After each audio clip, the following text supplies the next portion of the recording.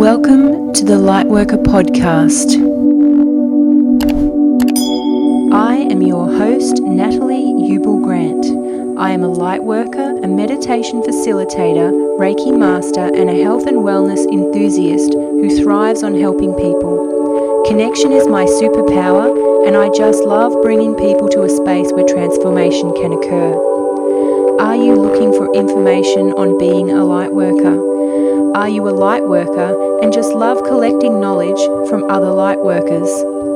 Then this is exactly where you need to be right now. Spirit has brought you here for a reason, and my hope is that this podcast will offer some new information and insights that will help you on your journey. I am here to help you connect and grow on your true path as a lightworker. In this two-part series, Cassy takes me through my human design. I hope you get as much insight from these two episodes as what we did. It's a lot of fun creating this podcast, so please share with anyone that you feel would love to hear about this. Enjoy the episode. Okay. All right. I will ask you. Okay. Thank you first, Cass, for creating this fabulous human design. I've got a booklet sitting in front of me, and this is something that you can access on your website, embodimentproject.net. Yes. .net. And so basically I'm looking at just a map of me. Is this correct? It is your human design. It is a map. Okay. It's not. Human design doesn't tell you what you are, what you should do, who you should be. It is an experiment, and it is a map showing you if certain things come up in life, like decisions, relationships, all the things that we live in this 3D world. There are ways that might resonate more with you, or might feel more in alignment for you, and everybody is so different. Oh God, yeah. There is no putting no in one's boxes body is the same. No, it's not. We are all so different, and if we can understand that and learn that through learning our own human design, it just gives us more understanding and patience even for other people, and knowing and learning that everybody is so different, and the way that I'm doing this is not going to be the way you do it, but maybe we can work together. And hell yeah. We have, so human design gives you your body graph. It's a chart, and it uses what looks like the chakras, but there is 9 centers, and it's all based off when you were born. So the human design is a combination. It was a transmission from a man called Ra Uruhu.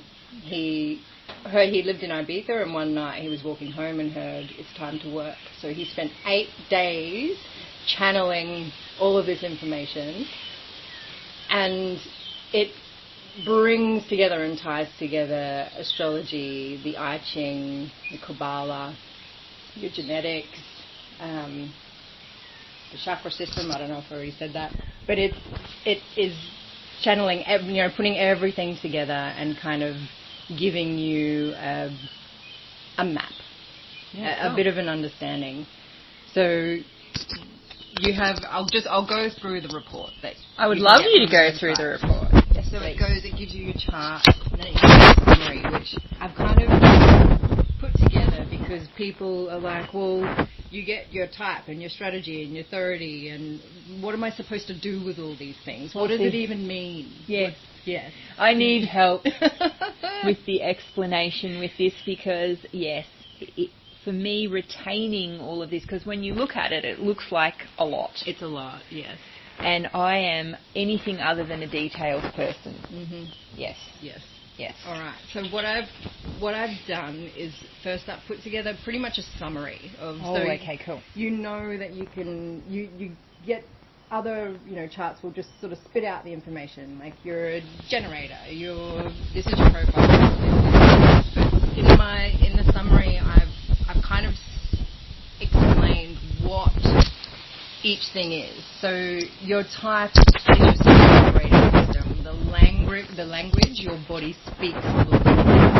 And so you can then go to your type, and there's Type Explain, and it explains what it means in human design and how you can potentially use that to your benefit, and how, I mean, let's work with you. So you're a generator, right? Yeah. So generators are you are the life force of the world. There's about 70%, around 70% of the world are generators, and you are the life force energy. You are, when you're lit up, that is. So when you follow the things that light you up, follow your satisfaction, which is your signature. When you're satisfied, you know that you are in alignment with what you should be doing, and you have all the energy that you need to continue with that when you are satisfied. So you have your type, your signature, your strategy. So a generator, a manifesting generator strategy is to respond. Yes. So I have to respond. Yeah, it's following those little breadcrumbs. When things come to you to respond, it doesn't have to be from another person. It can be a song that pops up on the radio, and that word or that lyric, that thing has just sparked something in you. It's the little breadcrumbs that, if you're too busy and if you're doing things that are quite mundane, which, let's be honest, we all have to do those things through the day. Life is just not this continual, amazing, spark-filled thing that we do. But if we can be fully present during those times and carve out time for ourselves, if we have a job that we don't necessarily love, to before work or after work, just 10 minutes of just stillness or things that we truly love, you will find that in those moments the universe and source will be responding, giving you things to respond to. Yes. And when you are quiet, you can hear them. When you are still, you will hear it or see it or feel it, or it comes in all different ways. And so it's learning how you uniquely feel that, and then how you can respond to that. It is literally like breadcrumbs. I've done this in life, just followed the tiny little breadcrumbs, and it honestly leads to some things that are just incredible, and I could never have imagined in my mind that was what's going to happen, or that's where I was headed. But following the breadcrumbs and understanding that, I've heard this one word 3 times in the last 2 days. What does this mean? What does this mean for me? And sometimes I can go to my human design, and it is a word within one of the gene keys or gates that comes up, and I'm like, okay, all right, so let's dive into this. It's just responding to life. Yes. So when we really look, if we look at human design as a system, that is your number one sort of priority. Yep. To follow your type and your strategy. That is the foundation of everything. Yeah. You will get those, as a generator, you get those gut responses, the or the When things come to you, you just have that sacral life-supporting, knowing. yes, got to follow that, yes. Or life-alienating, quick, stay away from that. Yes, exactly, that's it. And being intuitively, or just being in your body is how you can know that and feel that or see that or hear that, or however it is for you. It's just literally being in your body, being in the present moment. Mm. I mean, we say that. I spend most of my time now in the present moment because Reiki taught me how to do that. Yeah. And I recognise the importance of it, because you do miss those signs and symbols if you're not here. Absolutely. And you're off in the mind space worrying about something that hasn't even happened yet, or that you're trying to control, or you're stressing out about something from the past that is gone now. Yeah. Nothing you can do about it. Nope. So, I learned that you've got to be here. But it's funny because this human design stuff has only come across my path in probably the last couple of years. Mm-hmm. And I'm not sure how long has it been around for? When did the dude have the lightning bolt hit his brain? 1987, I think it was. Yeah. All right. So a while. Mm-hmm. Yes. Yes. But there are more people that are having these experiences like he had now, where because they're present, they can hear that their soul speaking to them, and they can hear whatever it is that they're needing to be doing while we're here on Earth. Yes, exactly. So, and I find this fascinating, so thank you so much for taking us through this. Yes, my pleasure. What else can you tell me about my design? So, I can tell you that you have emotional authority. So when it comes... What does that mean? It means that so your authority is how you best make decisions, or your inner compass. Mm-hmm. So more so with big decisions, your authority is more the bigger picture. It's not about what you should eat for breakfast, or, these small little things. And as, parents and business owners and just people living now, sometimes we have to make quick decisions. So sometimes it's not always easy or going to work that we completely follow our authority with this. But for big decisions, like buying that house or moving or starting a business with another person or collaborating in some way, or...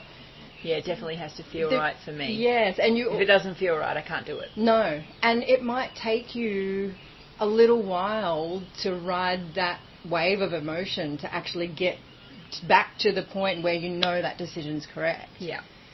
So you could potentially, and I mean, most of the planet are emotional authority. And most of what we've been taught and conditioned to do is bury our emotions. Don't feel that. You can't do this. It's just, It's so interesting. Ignore your emotions. Ignore your emotions. Pretend they don't exist. That's right. Stop crying. Exactly. Stop being angry.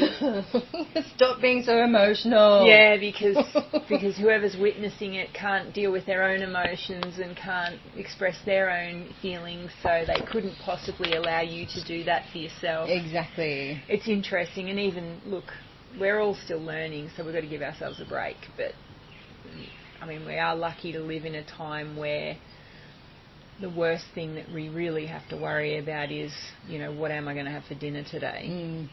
Yes. Yeah. Which gives us the opportunity to look at stuff like this and then be able to do things that potentially humans have never been able to do before, because we have always been in survival mode. That's right. We're not in survival mode now, and if you are, you have the opportunity to get out of it. You do, exactly. That's it. Yeah. And so emotional authority. Yes. Ride the wave. Ride the wave.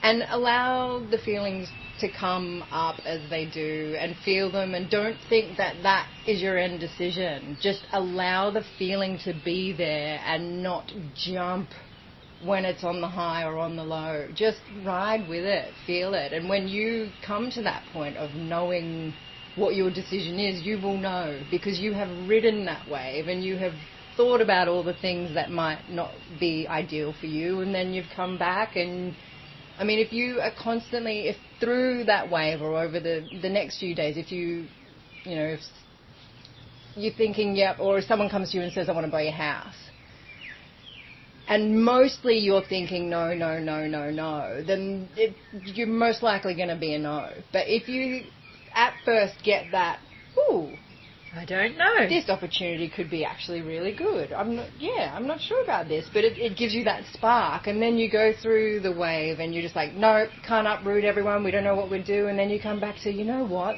this is going to create so much more opportunity. Then if it's mostly a yes, you can probably be sure that the right decision is that, you're feeling it in your body. You're going, this feels right, this feels aligned. Yeah. So when it's the big things, riding that emotional wave is very important, and just starting to understand what that looks like for you, and being okay with not being okay sometimes. Yes. Being okay with not being okay, and being okay with other people around me not being okay. Yes, that's it. I get that. Yes. And it all, I mean, as an emotional authority, you have a defined sacral, and you can be in that energy. For other people, though, if you're living with people who do not have that emotional authority and have open centers in their solar plexus and sacral, your emotional waves can be really difficult for them. And if they aren't aware of their open center, they can be riding that with you but not understanding what's happening, and it can be really, really difficult for everybody. So it's one of probably the most important things, especially in relationship or with children. And I mean, me and my two girls have defined, and we're emotional authority and have defined solar plexus, but my husband's is open. So I have to remind him quite a lot that we're all feeling a bit emotional. It's not yours. How many times a day do you have to say that? I have to say that a lot. And it's interesting because obviously that's what happens with the open ones, is that they jump straight away they assume it's something that they've done. Mm-hmm. Yeah. And it's not. It's not. No. And then as somebody with that emotional, what do you call it? Authority. Yeah. You actually need to be allowed to just have a feeling without having to worry about someone else. Yes. Yeah. You know? Yep. Without anybody trying to fix it, trying to tell you not to feel it, trying to avoid it, or... Exactly. You just need to be able to feel it. Yes. Just give me a moment. Yes. I know for me, I've had to learn to actually say those words out loud. Yes. Because by not saying it, which that part was mine to learn, it would always end in tears. Yes. From other people. Yes. Well, we can't. And then I would live in a world of confusion the whole time, because I couldn't even understand what was going on, because it puts you in confusion. Yes. Which is actually your open head center, the shadow of confusion. So when things aren't really in alignment and happening, you are going to go to that, because you just don't. Your head's open. You don't know until you go, oh, hang on. This isn't mine. This is, I just need to be in my own body. Yes. And, yes. Feeling what's going on for me. For you, exactly. Yes. That's right. Yes. That's right. It's quite the powerful thing to do, to be honest. Absolutely. So what else have I got in there? So we've got...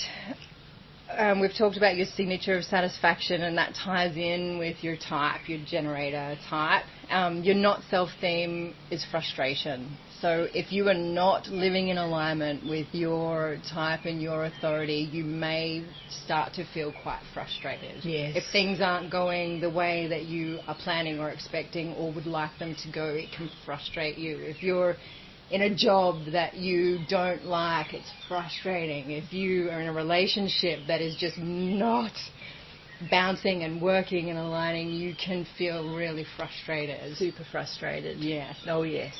And so that is just literally your signal that whatever's happening right now is not in alignment with your design and who you are here to be. Yeah. Definitely. Yes, that's a big one. And I mean, all the types have a different not self theme. So for a manifestor, it's going to be anger. For a projector, it's going to be bitterness. Like there is... Oh, interesting. Yes, it's different for each one. So it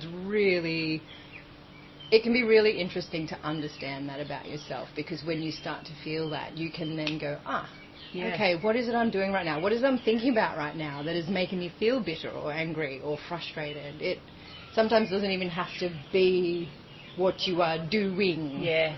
But what you are thinking or seeing, or... It's just what's in your experience. Exactly. Yeah. So you have your profile is how you align with your purpose. So the role you came to play in this life.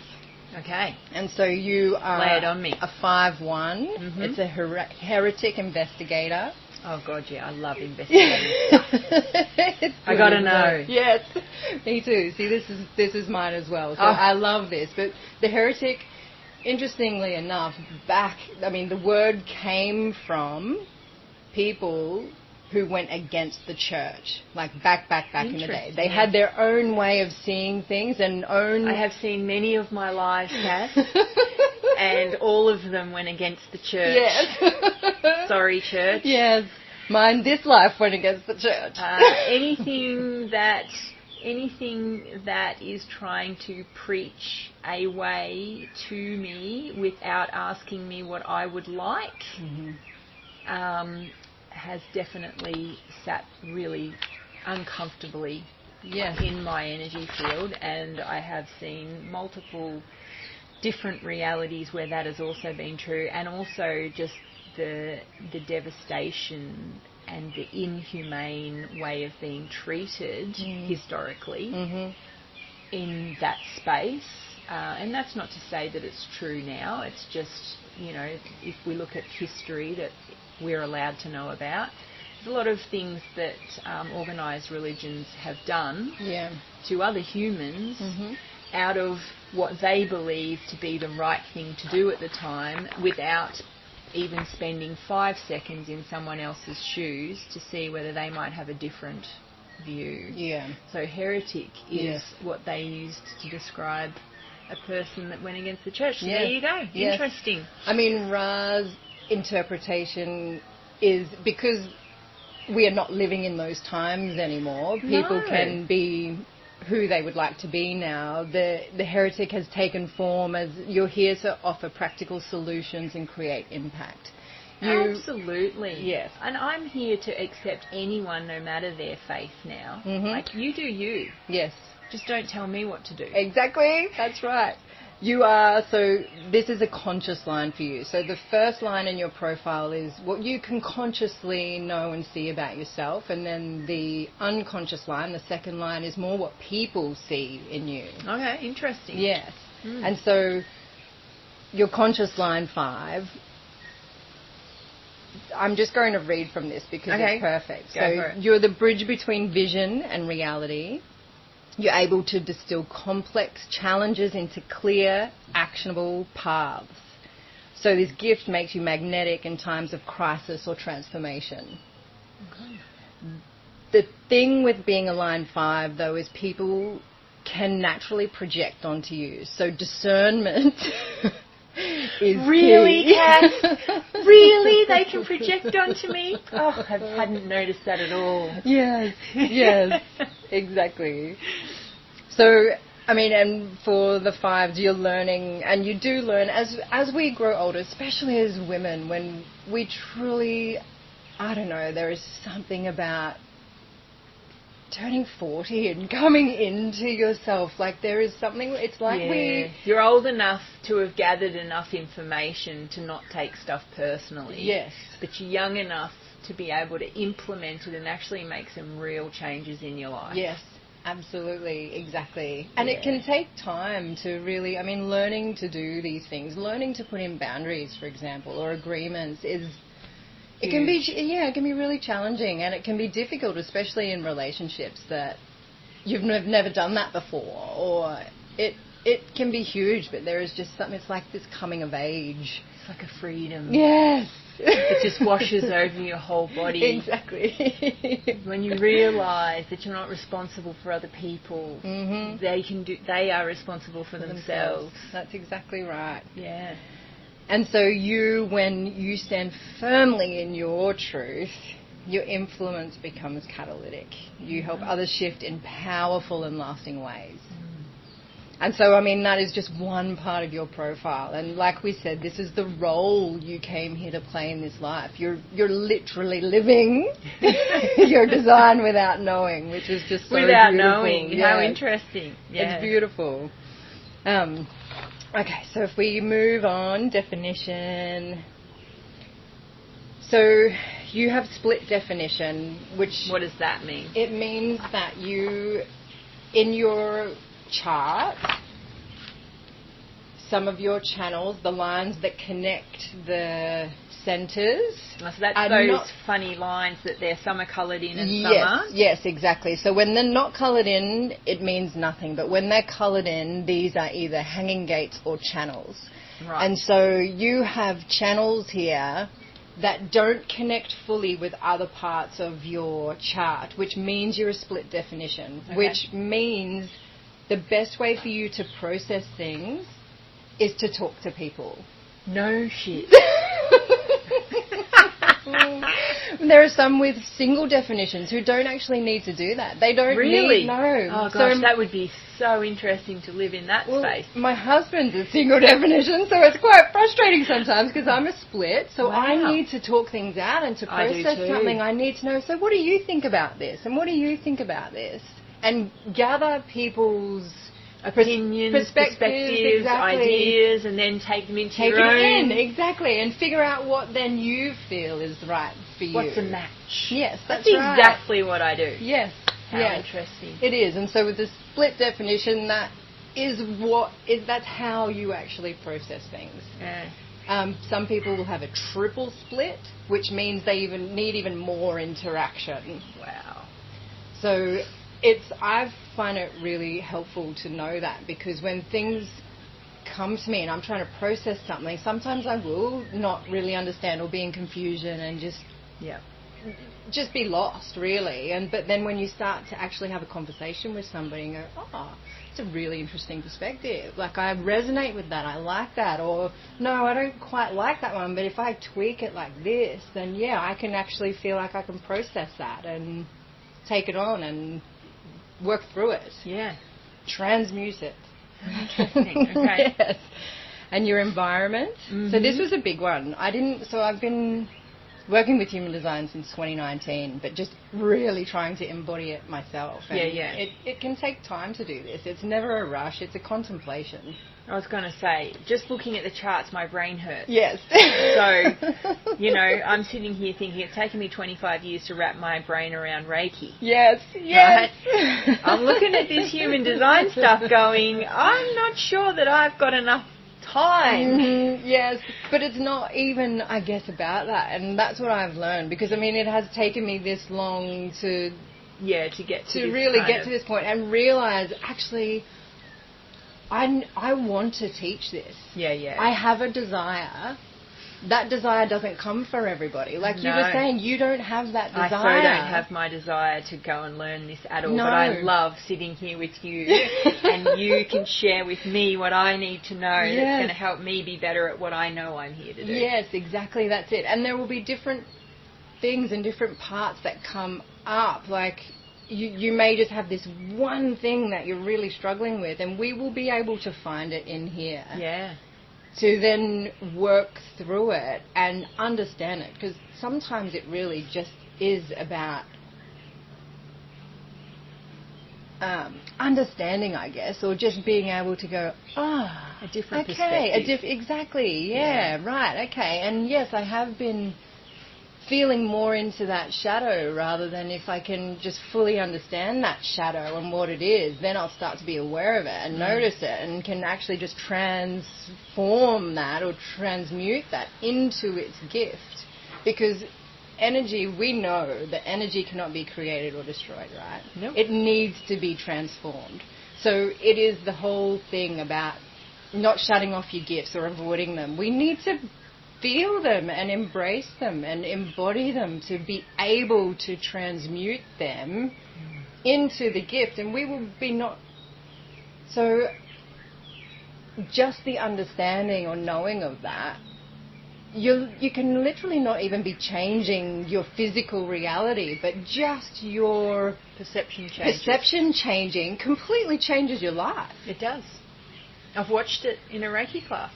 And nothing else changes, just your perception. Just your perception. I've seen it in my own life. Yes, me too. It's just beautiful. The perception is like the autopilot response that used to be there that's not there anymore. Yeah. And you can only do that by discovering yourself. Yeah. That's why I find it interesting to, go down these little rabbit holes with the different systems that people have channeled or come up with. because there's always something there. Yeah. That then deepens our understanding of self. Yes. And in deepening your understanding of self, deepens your ability to navigate the crazy that's in this world. Absolutely. That's it. And the crazy that's going on there is not right here. Not at all. We are right here in this moment right now. Yes. And life is fucking beautiful. It's wonderful. Right? It is. It doesn't need to be out there. Right here is amazing. It is. It is. So what else have we got? So We've environment. got What is environment. So I've only sort of just learned this. So my study this year has really deepened my understanding of everything. Yeah, and cool. Your environment. So I really want to actually tell a story around this because I think it's quite important. Please do. Please tell me the story. Yes, last year I knew really not much about the environment. I knew what my environment was. I was shores, and I didn't really fully fathom or understand the meaning of that and how important it might be for me. And so I was responding to a ping I had and thought, we need to sell our house. This was in Maroochydore. I'd always felt I'd stood in my kitchen and could kind of see outside, but could only ever see one tree. And I just used to focus on that tree and it blowing in the wind, and it would almost be like a meditation. And I remember saying to Dan a few times, the moment that tree's gone, we're out of here. The tree was still there, but I had a ping, just text this real estate agent. And so we had been in touch in the past and whatever, and I texted him, I'm like, have you got any buyers for our house right now? And he was like, you wouldn't believe it, I do. And so, long story short, our house, without any kind of challenge or struggle or it being an inconvenience, it sold. Mm. When it sold, we were like, okay, well, we're going to need a rental to find another house. And so I'm just like, all right, we need a rental. The next day, people are moving out of a house across the road from Dan's mum. So I just talked to them, called the real estate, went into the real estate, said, we need somewhere to live. Okay, done. We moved in. The next thing, we knew we then would need to go to an auction, right? Mm-hmm. So we hadn't ever been to an auction, and so we're going to one to just check it out. They're very stressful. Oh, yes. That's why we thought we need to go to one first to just experience it. Exactly. Yes. And this is an area we weren't really looking at, but we were going to this auction. Dan said, oh, look, there's a house around the corner. Let's just go have a look. So we went and had a look at this house, and it was an absolute dump, but I felt so connected to this home. It was intense. I'm like, we really need to. We need to do something with this house. I'm being called to this house. It was another very long story, but the real estate agent that was selling this house was just being really difficult and challenging to work with, and you know, the owner was over in Japan on a family trip. We couldn't contact him. So just the offer you put in, I'm not, you know, we just have to wait. And I'm like, whatever, okay. And so I'm talking to my dad about the whole situation, and I get this ping, text your brother. I'm like, my brother's on a boys' trip in Japan, but why would I text him about this house? He lives in Melbourne. In Japan. And so I just listened. I responded because I listened to, I embody my human design now. I just responded, even though I'm like, he's going to think I'm an idiot. So I text my brother and say, hey, anyone you know selling this address? He texted me back and was just like, I'll ask around. Yes, like, you're an idiot. Joking, right? Not even a minute later, he texts me and says, I'm sitting next to him on the ski lift in Japan. Of course you are. In that moment, right then. And wowzers. From there, we end up buying this house, and it all just unfolds. And that was me responding to my human design. We weren't even looking in this area, but once we moved into this place, I realized that my environment being shores, I needed to be able to see. I needed to have that, the finish of something and the seeing of something else, that open space. Yes, I have the exact same need, and that is exactly where we're sitting right now, is on the balcony looking out through the trees at the horizon. It's beautiful. And being able to see the sunrise, the moonrise, the sunset, the moonset, is, I don't know, there's something about that. Is that in there somewhere that I have to have that, because I so have to have that? Yes. Well, it is more so about where it's about where our nervous system can really relax. It's where we can feel really comfortable. Yeah. And yours isn't shores, it's valleys, but you thrive then in space where you can have, I mean, it's narrow, so you need one-on-one, you need this kind of interaction, you feel super comfortable with this kind of interaction. And, I mean, everybody loves this kind of openness and feeling as well. Yeah. But it's more about... So what is valleys? What is that? Okay, so let's go in here. Yes, please. Give me some understanding there. Because I came from basically the bottom of a valley and moved to the top of a valley. Yes. But so interested, even your office space downstairs. Yeah. If we think about that, where your... Like my little hobbit hole. Yes, so where your energy thrives, it supports your well-being, your creativity. It's like being in a cave. It helps you feel in alignment. But so the valleys is still being... It's like you can walk out and be in the space. You're not above it, you're in it. I'm in it. But you are in narrow valleys, so having that intimacy of smaller groups, definitely, of that one-on-one rather. So people with wide valleys might actually love living somewhere where they're on the ground floor of somewhere, but you know, there might be a cafe next to them where there's lots of hustle and bustle, and they actually love that. Yeah. It can be... Like, we all have our places that we love to be, and it might not necessarily be your environment, but this is where you can be supported in that. So you knowing that you're working with smaller groups and you're working with one-on-one with people, and you being able to be there right with the trees, with the birds, with everything just right at your doorstep. Just right here. Perfect.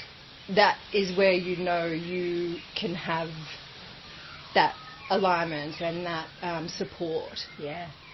The connection. That connection, exactly. That's it. I have to be near trees. I have to be near trees. Yes. And see, where the shores for me, I actually feel a little bit like closed in by trees. Interesting. Yeah. Okay, cool. So I love that if I can see out further, like it's just that. Yeah. And I love trees. This is beautiful. Like, we all can connect with nature in all different ways. Yeah.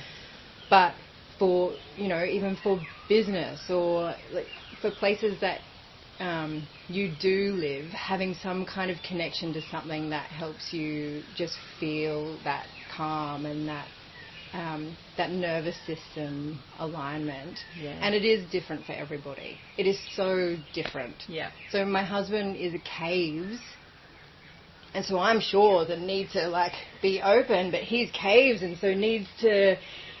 sometimes caves is like they need to have their back to the wall and can see the only entrance that's coming through that door. But his office, he's set up our office downstairs in our little basement. And he's happy and as a lark. And he's so happy. It's where he goes to. That's his little place where he thrives. It's where he feels supported. Yeah. And so his little man cave. Yes. It's nice if they have a man cave. It might be because of that. They need to rejuvenate in that space. But my office is set up in there, and I never, ever work down there. No. I'm upstairs at the dining room table looking out. Upstairs dining room, but I do have my cave downstairs. Yes. Ben also has a cave downstairs. Yes. So that's interesting. It is. It's good. Yeah. And then another sort of larger part, but this is starting to get super deep, is your incarnation cross. What is that? So It is, again, where certain channels are in your chart, but it's the storyline your soul came to live. So it's weaving your purpose, your direction, and your contribution. Okay. And this is now where we then start to incorporate the gene keys from Richard Rudd. So your incarnation cross is your first genius or activation sequence in the gene keys. Okay. But yours is the left ankle cross of migration, which I actually found quite interesting because, I've got it here. It's not in the reports that I give. Okay. Because there is about 190-something different incarnation crosses, so it's a lot of information. Wowzers. But where are we? Over here. I thought this was quite funny. It carries the archetype of movement, community, and shared purpose. It's about guiding people through transitions, whether physical, emotional, or spiritual, and creating spaces where belonging and nourishment are found along the journey. Ta-da! I think I might be nailing that one. You are! You are nailing that one. This is what I love. You're living your design without knowing exactly. And you will go through, there's the embodied version of the empowered version and the disempowered version. There's the shadow, the gift, and the city. We might feel all of those different things in one day. Oh, yeah.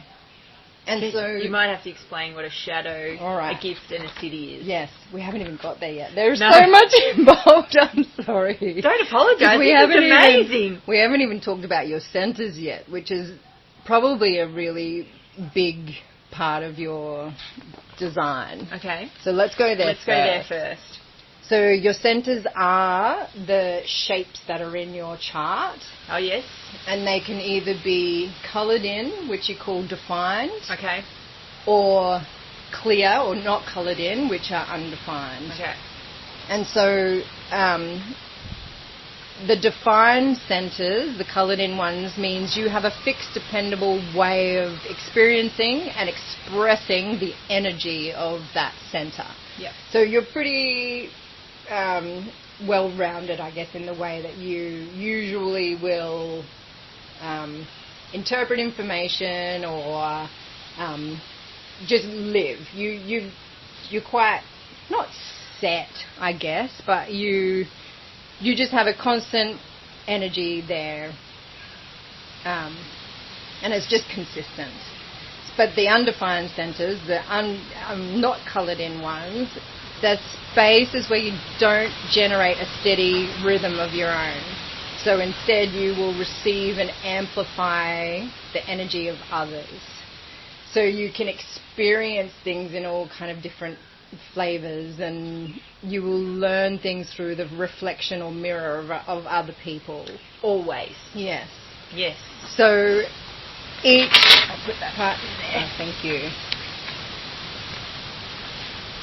So the report that you've got here sort of explains all the different centres and just kind of what they would mean. So for your head, it's where inspiration, ideas and thoughts are. Mm. So if you're feeling uninspired or tired, you would look at your head. Okay. Then you've got your ajna, which is your perspective, understanding, interpretation. So if you were feeling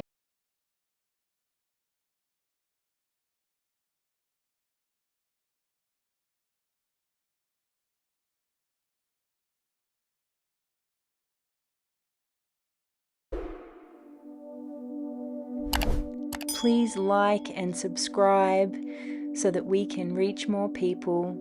And I look forward to bringing you next week's part 2 of this episode with Cassy, as she shares more about her mission with the Embodiment Project and the human design. See you next week.